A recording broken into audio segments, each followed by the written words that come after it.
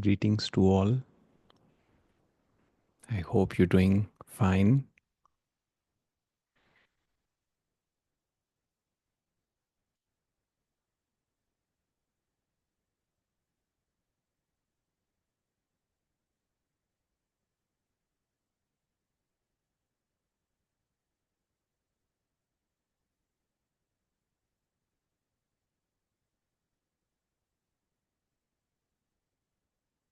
When we are young,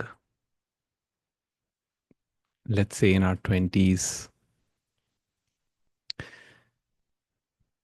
or 30s, we are always excited about things. So we like to do things fast. Everything is so exciting.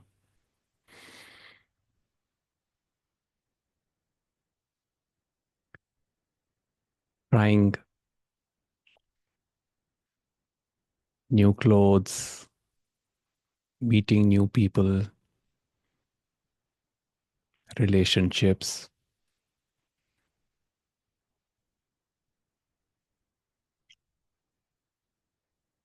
and even in our work, we like to be fast.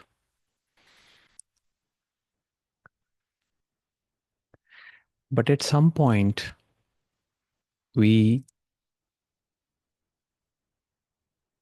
realize the value of slowing down,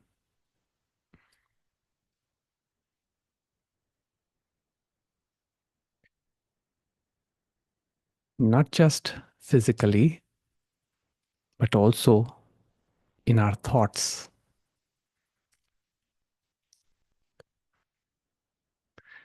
Because when we are young, the fast movements, the fast decision making,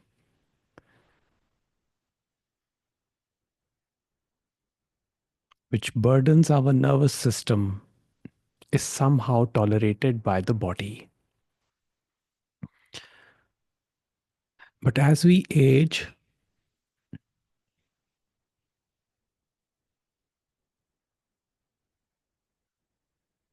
if we don't slow down, we find that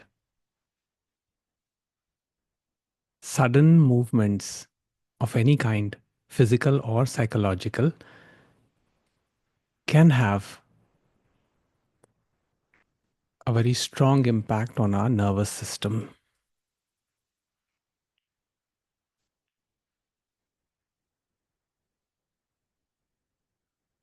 I am still 45, so I'm just midway, probably a little more than midway, but I still feel that slowing down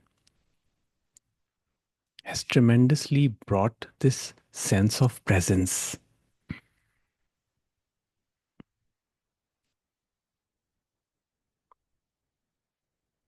Sometimes I just don't do anything for hours together, not even read. I'm just with myself, which to an outsider may feel very unproductive or waste of time. I'm sure um, for a 20-year-old, who's really excited about life, and that may be a waste of time.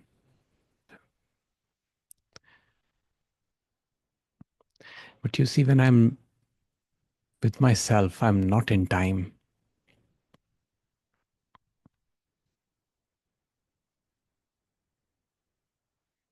And and those are some of the best moments I experience in my life because they give me a chance to disconnect with all identifications, even the identification of being a parent or a son or anything.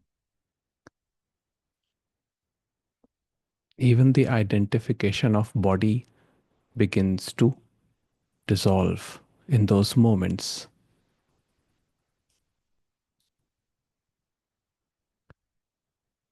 And whatever movements happen,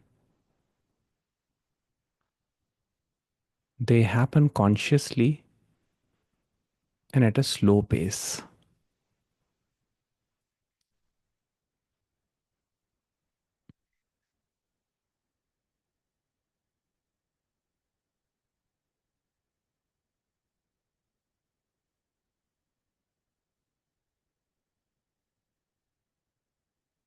I remember I used to walk a lot at a very slow pace, but I used to walk for long hours, sometimes 3 hours, 4 hours in a day. And some people would wonder as to what you're doing. And they were concerned. They thought that maybe some kind of depression is there. There's a lot of thinking going on. But I was just enjoying myself because in those moments, I could completely disconnect with everything that was happening around me.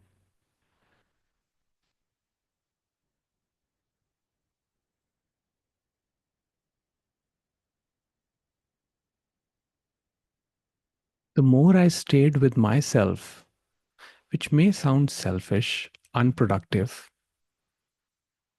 but it brought me tremendous peace and a deep understanding of what was going on within me.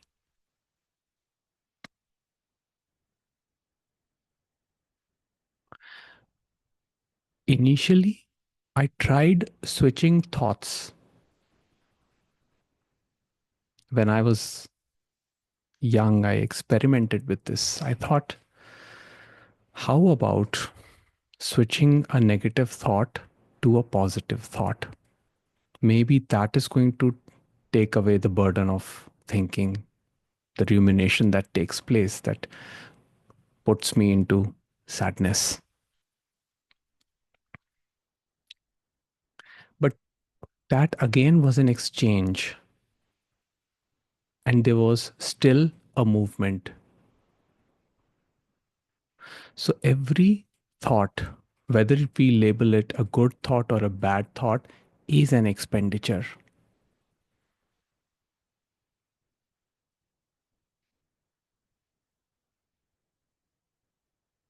In fact, I may be wrong about this, but I think even scientifically, it is true that when we feel excited and when we feel anxious, it lights up the same areas in the brain.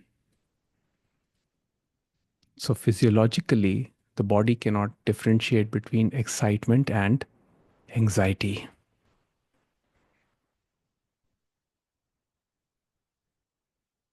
Which reminds me of Nisargadatta Maharaj's saying that pain is the background of all pleasure.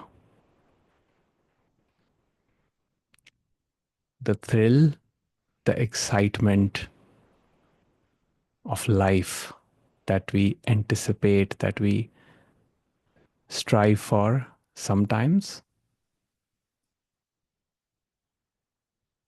not sometimes, actually, it is colored with the background of pain.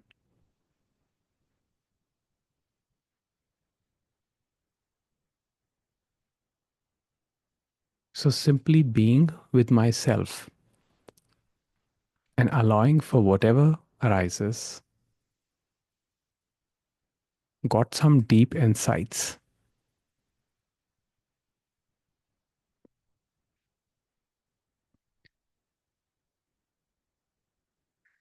Let's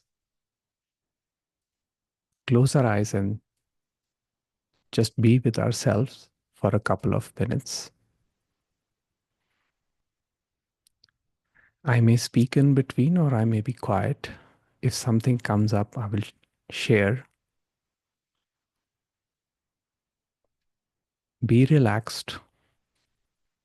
And let's start with the sensation of breathing. Simple breathing,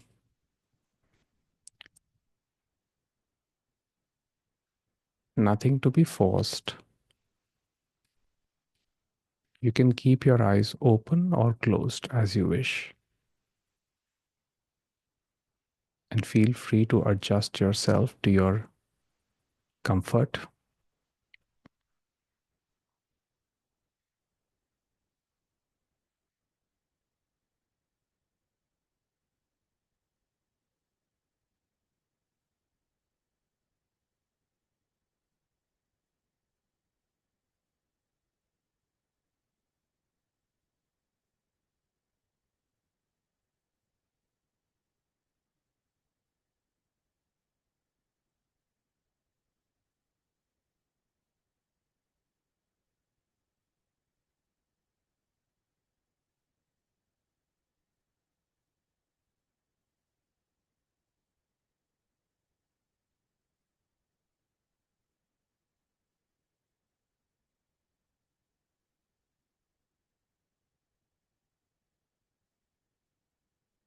Allow the breathing to go deep naturally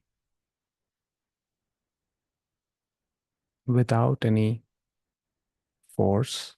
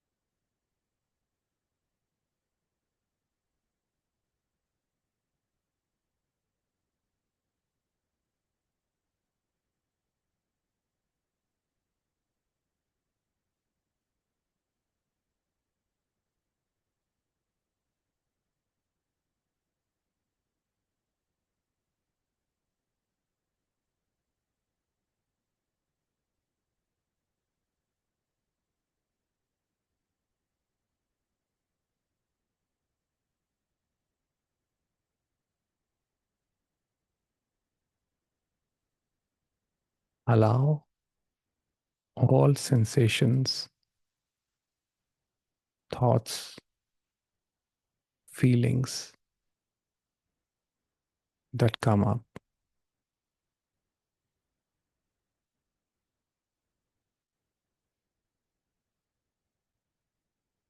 Don't resist anything. Don't label anything.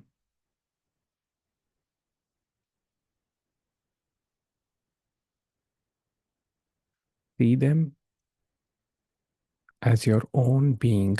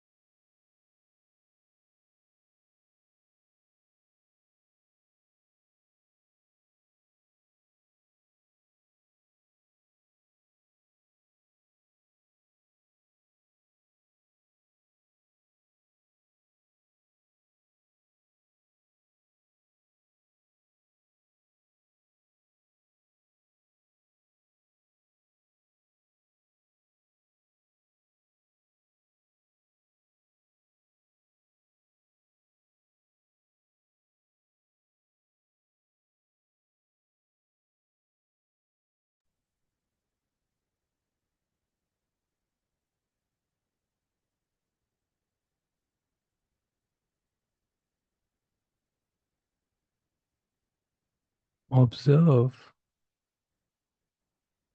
that when you do not offer resistance to that which arises, you find yourself more restful.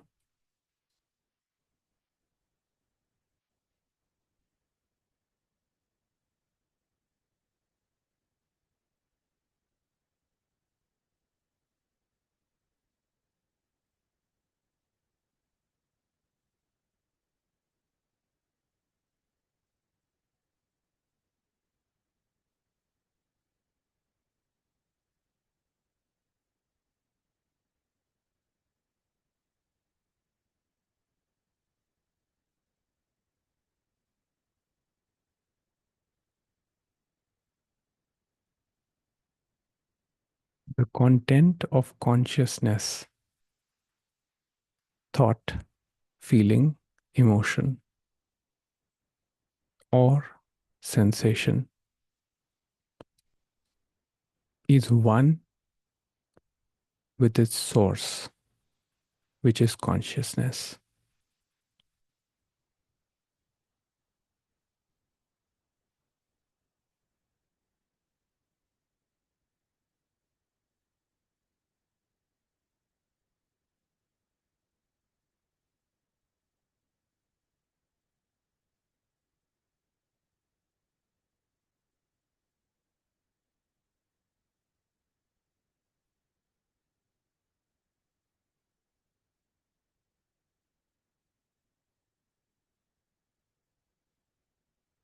Recognition of this consciousness is peace.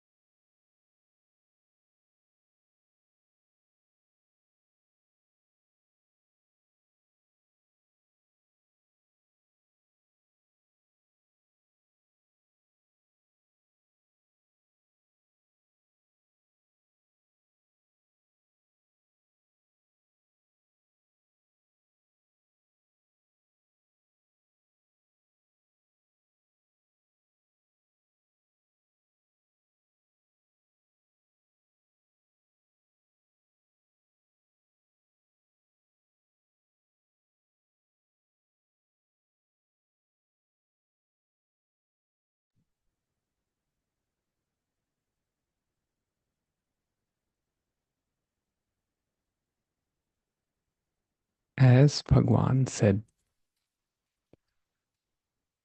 your job is not to be this or that, just be.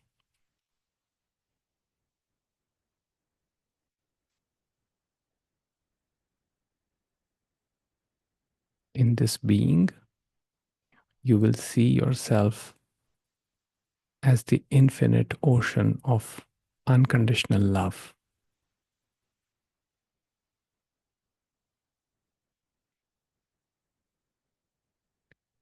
Love which is not selective,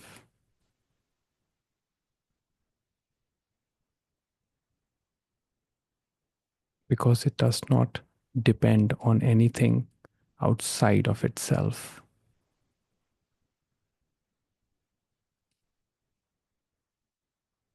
You are complete, whole, and infinite as you are right now.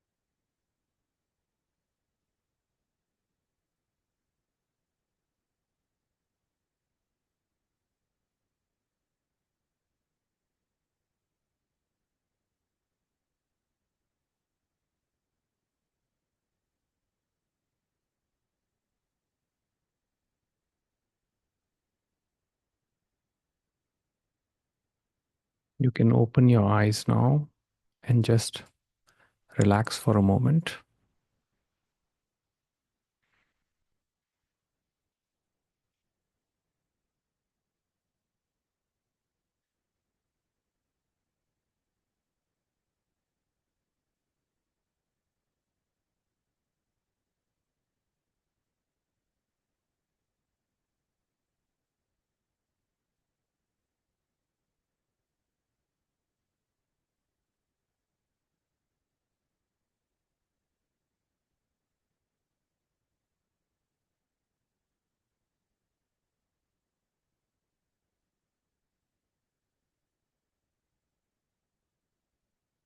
Please feel free to ask anything or share anything. You can raise your hand and I will unmute you.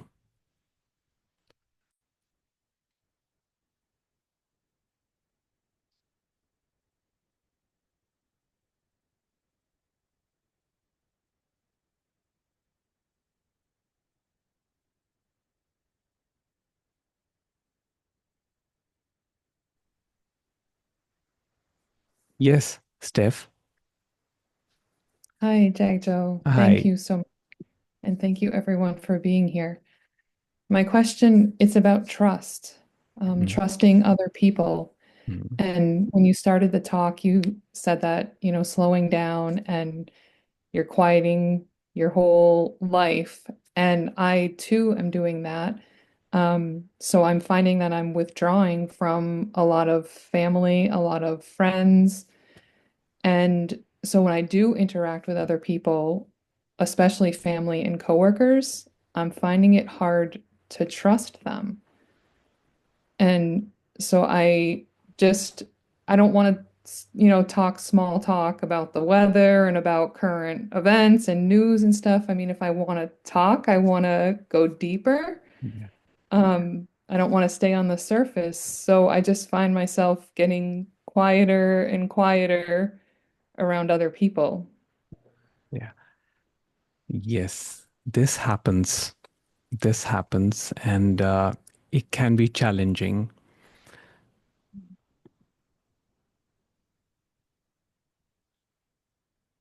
You know, when the mind becomes quiet, it starts experiencing peace. There is a natural tendency to be a little withdrawn and ponder on the deep and, you know, ponder on the deep questions about life, living. And yes, one does not feel like making small talk, which is fine. Now, the trust factor, can you tell me, like, which way do you feel like you cannot trust? As in sharing your thoughts, you feel that you cannot trust them, or do you feel that whatever you share with them can be misused, or both? It's actually both of Okay. those. Yes, yes, yes. It can happen. It can happen. And, human beings are human beings. And sometimes they, when we share, want to go deep with other people, which is beautiful, intimate experience, whether it's with a friend or a romantic partner or with a child or, uh, or with a sibling. Sometimes they do throw back and use that against us, but that's also fine. If we are centered and we always remember that we are that spaciousness that cannot be destroyed, then that hurt will usually not be a problem. But yes, if someone is constantly provoking or, trying to, let's say, uh, use that information that we share with them on us, then we can take our distance. Majority of the people who we are close to understand. they would understand what's going on. And sometimes, yes, some people get a little confused and they feel that probably they are being rejected because we withdraw a little. In that case, we can be more mindful to just remind them that it's not that we are rejecting them. It's just that we are processing something. And what I would say is, do not break the communication link. Let the link be there. But yes, you can tell them that, you don't want to make small talk. That can happen too. But deep down, we truly, at our heart's level, cannot trust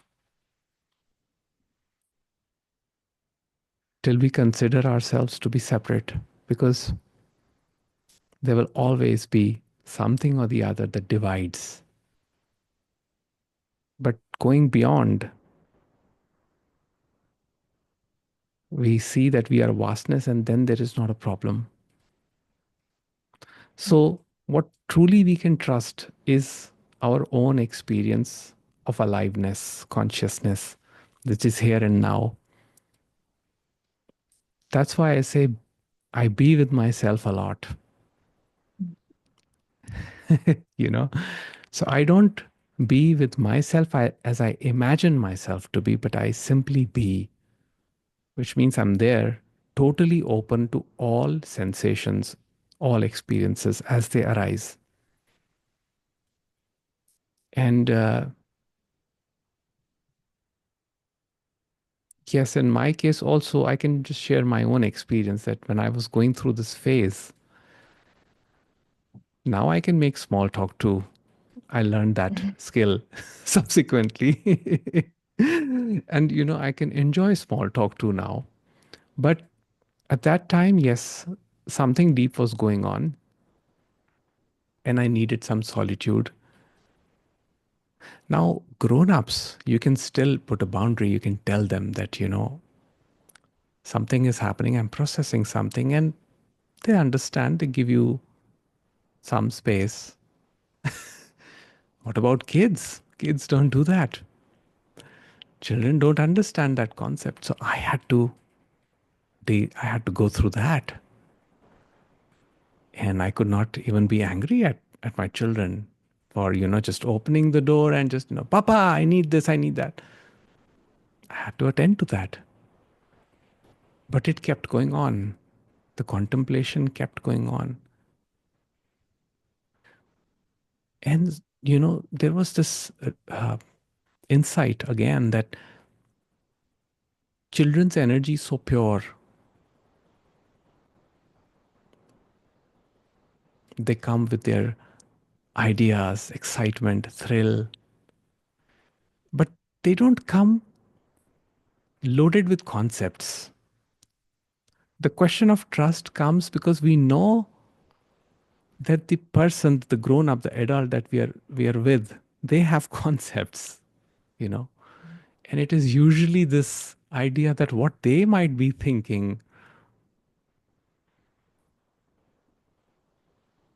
So yes, the trust issue can be there, but again, that place of wholeness is right here within you. So even if that comes up, just bring it back to here and now, and you will feel safe again. That is your home, that is your place of safety. It is not with anything else. People can comfort us when we are sad, but it's all temporary. But this, here now, is readily accessible. It doesn't even require thought, it is prior to thought. So it is accessible. It is all there is. you know. So, in that place of purity, even the question of trust will not arise. Other than that, yes, you can communicate with people, you can tell them what you need, what you do not need. But the truth is that we don't have any control over that. So, we can make as many boundaries as we want. We can tell them be like this, be like that, but people are going to be people. So, yes, some of them will cross the boundaries. And I think that's part of being human. So it's fine. It's fine. As long as we keep our awareness to our own being, we are fine. So does that answer the question? Yes. Thank you. All right. Thank you. Okay.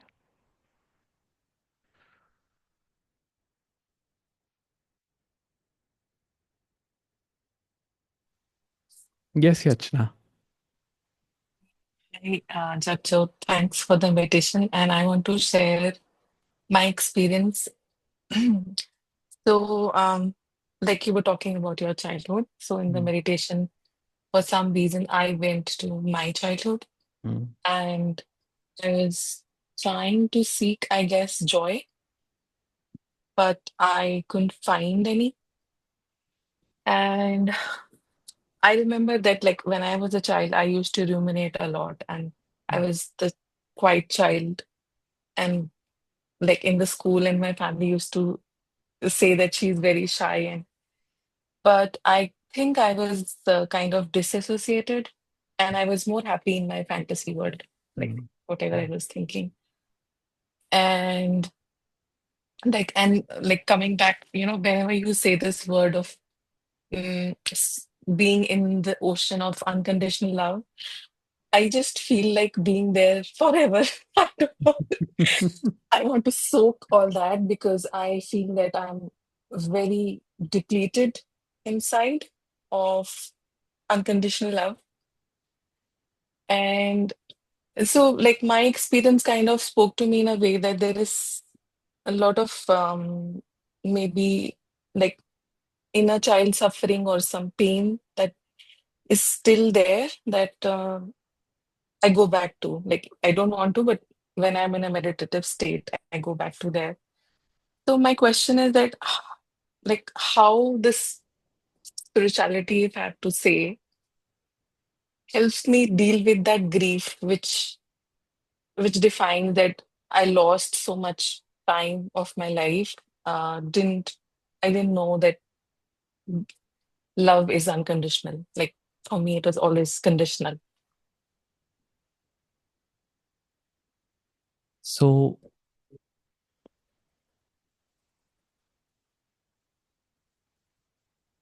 there is one central question in this. Who is the one that thinks that love was conditional? What happens is that identified with our limitation, when I say limitation, I mean the separate self, that I am this mind body organism only, we will always feel disconnected. We will always feel that we are not the ocean of unconditional love because this entity is conditioned. So, all thoughts that stem after being filtered through this limited entity, the separate self, is going to just confirm that this is real. My life, I went through something, this happened, that happened. Now, I'm not saying to discard all that because we are not we're not shutting down any thought or feeling here. So we're letting everything arise. That's what we did in the meditation too. Just attend to whatever is arising, whatever grief, whatever sensation. See, at the root of it, it is all sensation. It manifests as thought, emotion, feeling, you know, because you see pleasure and pain, they seem separate, but they are, the source is actually one. For example, my hand, if I, if I scratch my hand like this, okay, now if I'm doing gently like this, it'll feel pleasurable, right? But if I increase slight pressure, it'll become uncomfortable. Now, if I put, high pressure on this, then it'll become painful. So you see that the sensation of touch at the root of it is the same.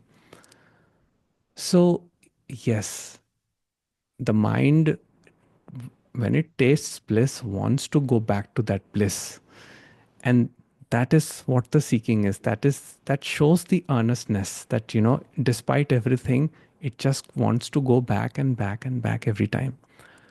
What happens is, as this presence grows in one, as one surrenders more and more to whatever is arising, right? That when I'm not fighting with the content that my mind is producing, which says that, you know, I was like this, and which has now made me like this. I'm not paying much attention to that, but simply being with myself in this pure awareness. Whenever the awareness comes, it is not that you have to formally sit and meditate.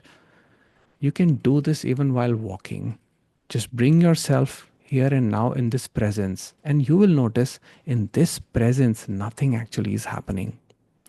So let's say if an uncomfortable feeling arises, which creates separation, which starts thinking, when you're totally attentive to it, right? You're not judging it, you're not fighting it. What you will notice is it's just like a wave which is riding on the ocean. It just subsides. When you put total attention to it, it cannot propagate in horizontal time. And yes, sometimes it happens that a chain of thinking starts, a rumination starts. Oh, this happened, that happened. Oh my God, in future. So we start with something in the past and we end up in future. But at some point it breaks and you realize thinking was happening. That is not the personal awareness. That is the impersonal awareness that cuts the thinking. That is the witnessing awareness. When it comes, you cannot control it, but when it comes, just be with it. And you will always find yourself always in this restful place, always calm. You cannot force this process, you see. You cannot do anything as such to, uh, bring yourself to the bottom of the ocean. The ocean itself will decide and put you back here. But you are not separate from him. That's the realization. Okay, thank you. It made some sense. Thank you so much.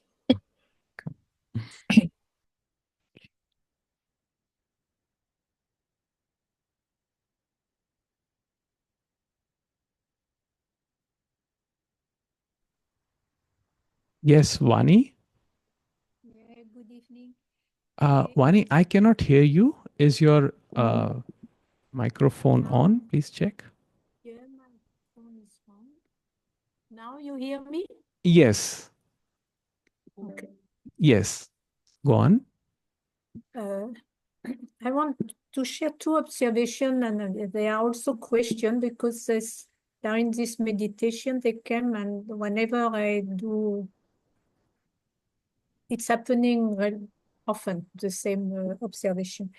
Is that for me, the silence you are speaking, the witness, this is something easy to contact, and it's all time there. I have no issue, somehow no issue about that. But in the same time, how, and I think that's why these two observations is linked there is often a off still, like witnessing. It's not everything is one. There is a witness. Sometimes it's gone, but often it's off. The off is there, the witness off. And I wonder if this is not linked to my other observation is that it is clear I'm not my thought, my emotion. I mean, except when it is, when I am in a very difficult period, and my sensation. But then it's much more difficult for me to still feeling I'm not my body. So I believe this is what create maybe this off and create somehow a small separation still. And especially when the body is in physical pain, then it becomes very difficult to feel this.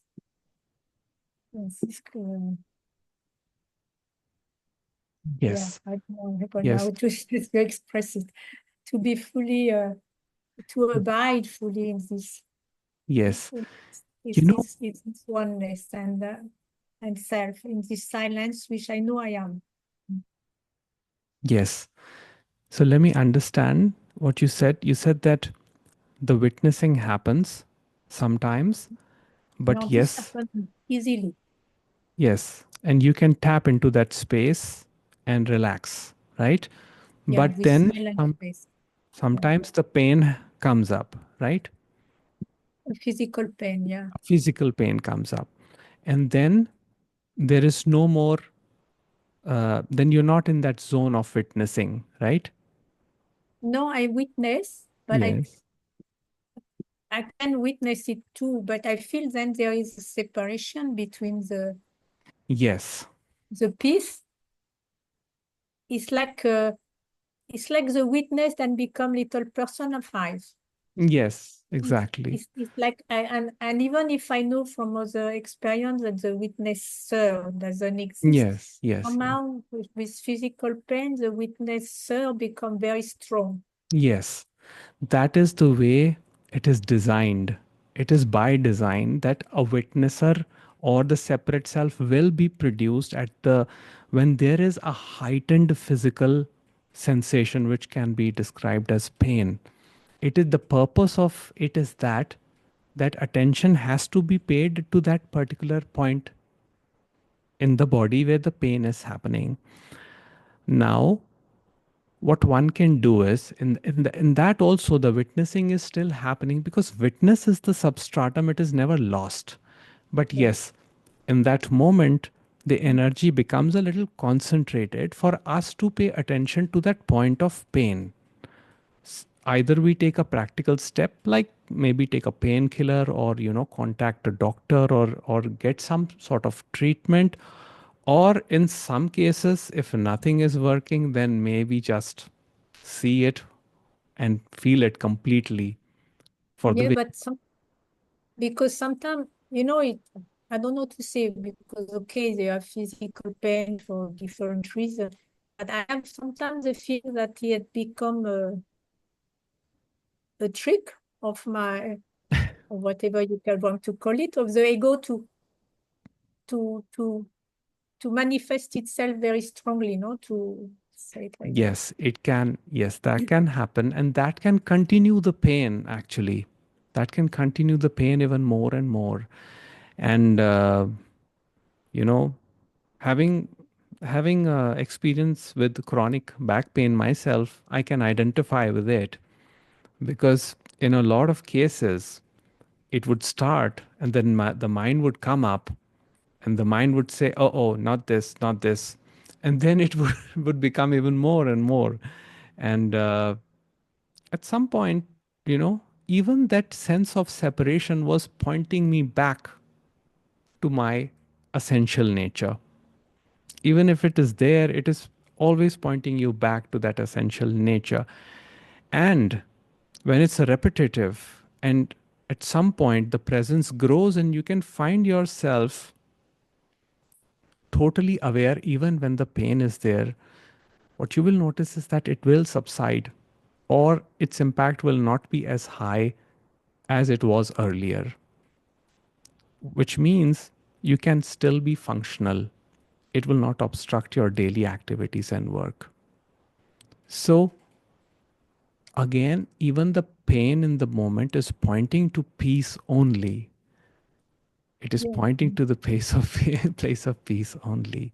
It is not You know, devoid of that peace. because that's what I mean. It's not, the pain you need to see the doctor. Mm. Because what I observe is that, okay, if I stop and take a book, it's gone. No? Yes, It's more yes, suddenly because you want to be there, is that something is like yes. somehow before it was thought, after emotion, and now is the physical pain. Mm-hmm. But I found it's much more tricky. The physical pain, at least in Yes, my personal experience, yeah. is Yes. much more tricky than it's very difficult to embrace the physical pain. True, Like true, true, it's true. embrace an emotion, you slowly it comes, no? But and Yeah. witnessing your thought, you see them passing. Yes, yes. So how to embrace this physical pain? See, if it is too much, then by all means, get whatever treatment is possible, I would say. But if you feel that it is just reoccurring at a certain point, just to be totally aware of it. You know, when you are totally aware of it, you will see all the movements, even the emotional movements that are associated with it. Not just that, you will also see how those emotional movements are actually, increasing the pain, or sometimes, you will see a variation, and you will see a relationship between the emotional state and the physical state. And that itself can actually bring this understanding, bring it down. Um, I remember, if I remember correctly, I think it was Ramesh, when he would experience a lot of migraine headaches. And at some point, he said that there was nothing else to do other than to witness it, because nothing was helping, no medicine was helping. And yes, so what he did was simply surrender to it. And yes, it can be very challenging, but the challenge comes from resistance. The more we resist, I don't want this, I just want this to go away, then it becomes even more and more intense. Now, it may happen that, when the pain is strong, the resistance may come up as emotional discomfort, which may increase the pain. But slowly, what you will notice is that as there is more and more acceptance of this pain, the emotions associated with it, which is manifesting this discomfort, you will see a clear link. And in that vision, in that seeing, the link will be broken. The link will be broken. The awareness will be more. And now the pain may not go completely, but but there will be awareness, total awareness of pain without any resistance, which then it won't be a problem. If it Even if it obstructs your work in a given moment, it won't be a problem. You will say, okay, I cannot do anything for the next 2 3 hours, that's fine. It has happened with me. Even after taking medicine, the pain would not go away. So what did I do? I tried everything. Then at some point the surrender came. Now I knew I could not sleep. I knew that this would keep me awake at night. I knew next day I would not be able to go for work. And I had to accept those consequences too. And I said, okay, let it be. Let it not. I won't go to work. Okay. I will get some, you know, messages from my office workers. No problem. But I will attend to this. And I started attending to that pain. And at some point, it just vanished. Now, sometimes some soreness happens here and there, but it's not a problem. It doesn't stop me from doing what I need to do. Other times, the spasm would be so much, it would just completely put me on the bed for days. So Yeah, I noticed that it's little bit the same kind of what you speak about, Ramesh, is this kind of pain link with nervous yes, system. The other one, dull pain, which I call you can is easy to deal with, relatively easy to deal with it. But the exactly. nervous one, like migraine and all, it's like Yes, yes, sciatic nerve is yes. difficult to deal with that. The only discount we have is like acceptance will make it a little better. That's it. That's the only discount we have. But yes, sometimes it may go completely, but other times we may have to just bear it out. There is no foolproof solution to any of this. And is there a point where the off drop, the Sorry? off in my, Uh, in my sharing, there is, when you are aware, but at one point must be one with this awareness now, with yes, this hiding. And then yes, often there is still a off, aware of the pain, aware of the thought, aware of yes, yes, yes. And in that it drops sometimes? sometimes it dropped by Yes. itself. I don't know, I hope it dropped. Yeah, it's not there. But Yeah. but if Yeah. but often it comes back, the off. Yes. That is the acceptance that if it has to come, the process in the bodies are not me, they're not mine, they're happening. Whatever has to happen, happening. So if I accept that, it's less painful. So you That's mean it. the off it will drop by itself. You cannot, there is no, There is no solution as there such. is no, yeah, There is there no is solution other techniques. than to no. In fact, trying to find the solution can make it worse. Every time I have tried to find a solution, it makes it more terrible. So at one point, I could not even bend to tie my shoes. And I said, man, this is no life, you know? And I just said, okay, let me just not tie my shoes for a little while, but I'm going to walk. I'm going to do whatever I need to do. And but I was easy on myself. I did not push myself as such. I did attend to the pain, and but it took the time it had to take. But at some point, that whole thing dissolved. I didn't even get to notice it; just dissolved. And yes, it comes up here and there, but overall, it's not a problem now as such. It's just something body's doing. I let it do whatever it wants to do. And there is generally no conflict. Sometimes it is intense. Sometimes I have to take medicine also. Sometimes it happens sometimes. But I'm not much concerned with it. If it is there, it is there. It's not there, it's not there. And that generally disconnects the emotional part with the physical part.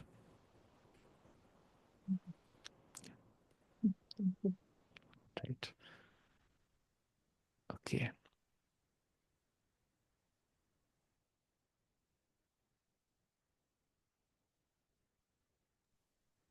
Yes, Martina. Hi. Experience such joy when we meet like this. And the conversation, Yana's kind of, Bonnie's kind of conversation was so pertinent for me, but in reverse. And everything that you were talking to her about, but it's in reverse, which is the pain that I have been feeling because of my brother's pain. Mm-hmm. So it's the reverse of that. And I wanted to just report about utilizing what you had shared in one of your videos about not clinging to the highs or clinging to the lows. And he's my teacher. My brother's my teacher. Yes, yes. It's a ruthless teaching, but everything that you have said in relationship to your own pain and Bonnie's own pain is that I'm experiencing his pain emotionally as a caregiver my whole life. So the clinging to when he feels good, I'm good. When he's in pain, I'm in emotional pain. Yeah. Yeah. And so when I first heard you say don't cling to the highs or the lows, I go, that's impossible. That's going to be impossible for me. Not to cling to, oh, I'm so glad he's not in pain today. And I've never in my life ever heard a man scream the way that I was experiencing him in the hospital at that time. It's such a shock, and I know that many people around the world are living life like that. That they'll wake up in the morning and they won't know when the next bomb will drop. We're all one.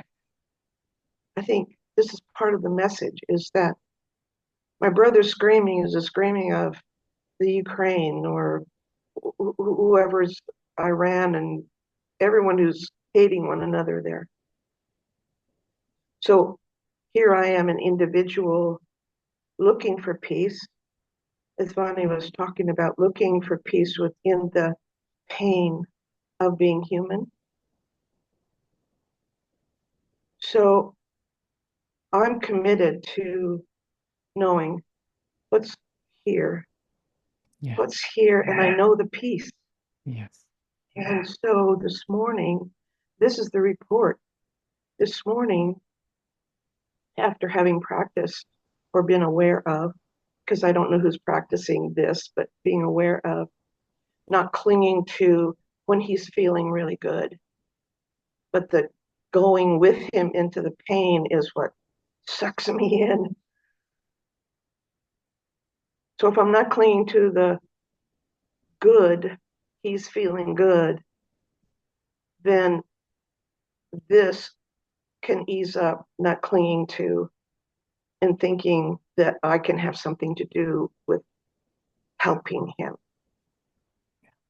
This morning I got an early morning phone call from him, and he has to take his spinal column is deteriorating, pressing on nerves, and so he's in debilitating pain all the time. And even taking the morphine in his facility will not help sometimes, so it's that severe. But he's finding himself in this. He's finding, for him, it's Jesus. He has found some kind of amazing, peaceful place in this love that he's found that he calls Jesus. His call this morning was again early, and I knew that it was going to be an emoting of the pain. And I felt peace.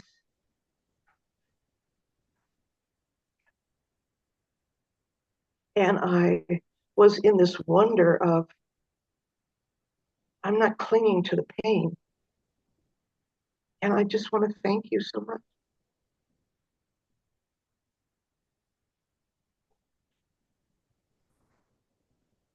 What a gift that's been that in time, one of your videos plopped into my feed. Thank you.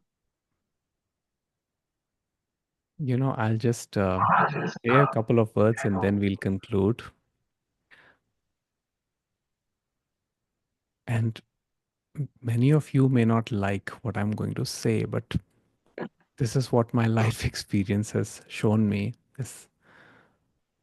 The suffering that you are destined to will happen. No matter how much you try to avoid or change, there is some pain in life that cannot be avoided, unfortunately. I have experienced also loss of loved ones and people moving away from my life. And there is no teaching, no spirituality, nothing on this planet that can reduce that pain. It is there. The suffering is there. Acknowledgement of that suffering can bring a deep understanding, because beyond that suffering, it is pointing to the place of love and peace, as you mentioned, that even despite your brother being in such a difficult and challenging situation, and it can be very, very difficult to see a loved one like that, still you can find peace, shows that that is where all of this suffering is eventually pointing to the wholeness, the completeness. And sometimes we get a little carried away, and that's also okay. But deep, deep down, we know that there is no separation. We all know that. So every suffering is a pointer to that unity of consciousness. And I have not seen any human being who has not experienced suffering in life who has come to this path. Without suffering, nothing, the gold, it does not shine, it still remains raw. Unfortunately, unfortunately. But yes, every experience is pointing to that. So that's what I would say. Thank you. Thank you for Disconnect. sharing, Martina. Yeah. Thank you. All right. We'll take just one last question from Krishna, and then we'll conclude. If I have, missed some more questions, please either send me on the email or we can take them up on Sunday. Yes, Krishna. Namaste, everybody. This is how I communicate, and it's so relevant. Here we go. Yeah. If there was a way to change the world, if there was a way to change the world, I don't know if I'd try. If there was a way to change the world, I don't know if I'd try. I look outside, I see the blue sky. If there was a way to be free, please tell me. I don't know. If there was a way to go away, I don't know.